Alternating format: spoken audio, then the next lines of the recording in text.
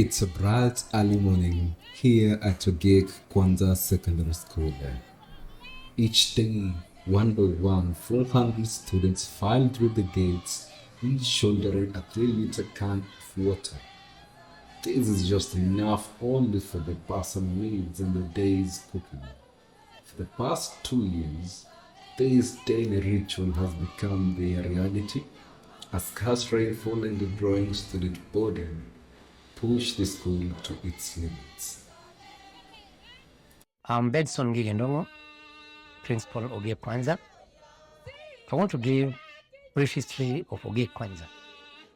The school was started in 2016 when the CDF, that's Constituency Development Funds, together with the community, decided to collaborate and build sub-classes. The first cohort of the school were only 6 girls and 5 boys, making a total of 11 students. Over the year, the school has grown, and despite its growth, there are quite a number of challenges. The main challenge that we have is lack of water. The nearest river from this school is around 2 kilometers. Our students travel all the way as far as 8 kilometers to come to school. In the dry spells, the condition becomes so harsh because, one, the community are herders or semi-pastoralists. That means they keep a lot of animals. And our students are the only people who can take care of their parents' animals when it's dry. This forces a number of students to drop out of school so that they will be able to go and get water for their animals or go fetch water to feed their families and also their animals. Another challenge is about pregnancy. Because we don't have any water or any source of water near the school or near their villages, the same students, after going back home, will be compelled to go and fetch water. And as I said, some will go to 3 kilometers, others 4 kilometers. And in that course, night catches up with them. Some of the research that we have done about the dropouts of our school girls happens when they are fetching water from the rivers. As you see from some of the videos, our students are running away from their homes to school. Every day, they must carry at least 3 liters of water or 5. The water that they carry is not enough, especially the days that we are washing or we are doing some cleanliness. That means in between the lesson, we are forced to pick a class or 2 classes to go 2 kilometers to fetch water. At times, the students must be accompanied by their teachers. And that's why seen in our video, some of the teachers carrying water. That is almost our daily routine. We go to the rivers to give our students 2 days per week when we are doing our cleanliness. The same thing, as much as we'll come without water, the water comes from different sources. Some of the water that is brought to schools for consumption is not very clean. And we have been having a lot of problems in the health of our students. Most times we'll talk about stomach problems, cognitive to either typhoid, amoeba, and some other related diseases which comes due to consumption of water which is contaminated. We are happy because Boston University, the group of Engineers Without Border, came to our school in August last year, and they promised to drill for the school a borehole. We are more than overjoyed. Because for one, we know our students will have enough time to be coming to school without interruption. We still know that our girls will no longer get pregnancies when they are going to fetch waters, will not be raped by men who will take the advantage of the darkness. We are happy because some of them drops out because they say carrying water is a burdening activity. The main reason of calling you is to let you know that the Boston University wrote to me recently. They told me they are almost finalizing on getting funds to do our project. Which project was that? Drilling water for us. They wrote to us, we are in the same group with other teachers, that they are almost coming to completion, but they are doing the final fundraising so that they may be able to be assisted by other willing groups, so that we may be able to, they may be able to make sure that the project is complete by August. I know most of you, when you are coming from your homes, the distance is just big. Those who travel 8 kilometers, 6 kilometers, we feel for you when you are carrying jerrycan of water, be it 3 liters, be it 5 liters. I know at times it pains you. It is cumbersome. But you don't have any other way, because you must eat, you must drink, you must wash other places.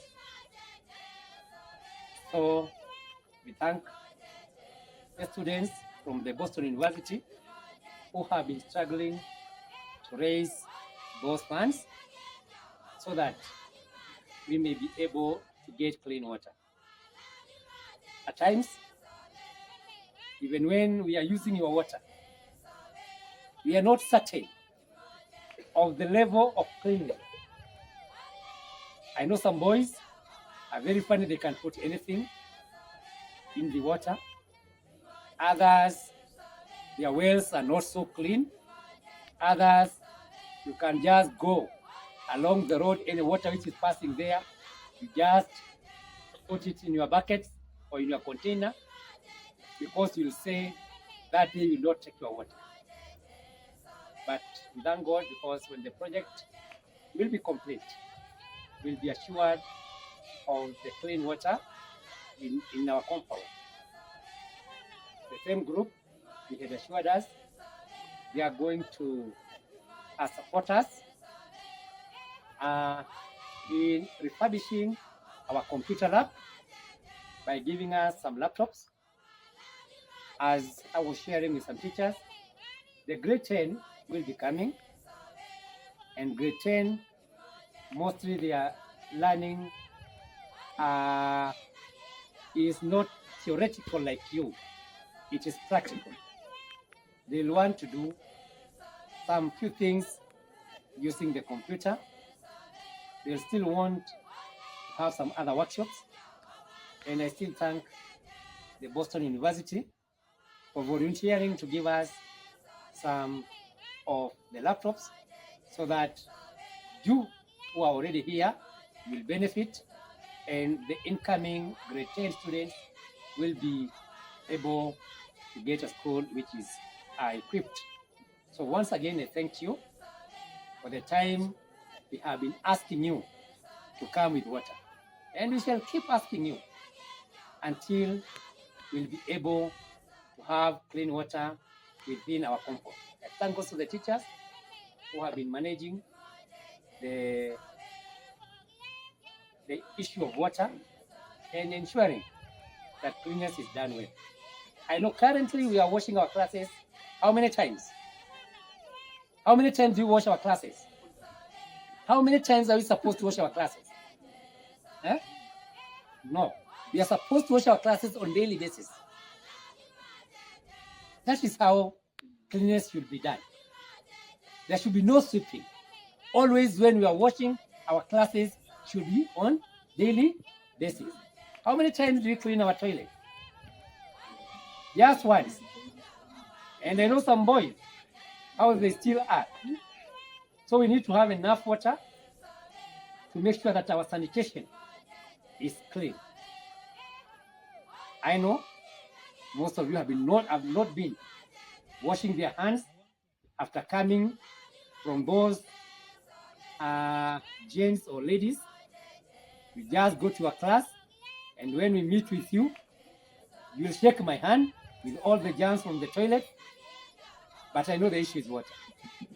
So I believe that we are going to address the issues the moment the sponsors come and raise for us the borehole. And I believe through your prayers and others, they'll be able to get the remaining funds to enable them come here on August.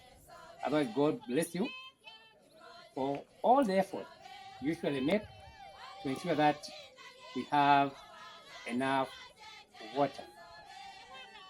Sawa sawa.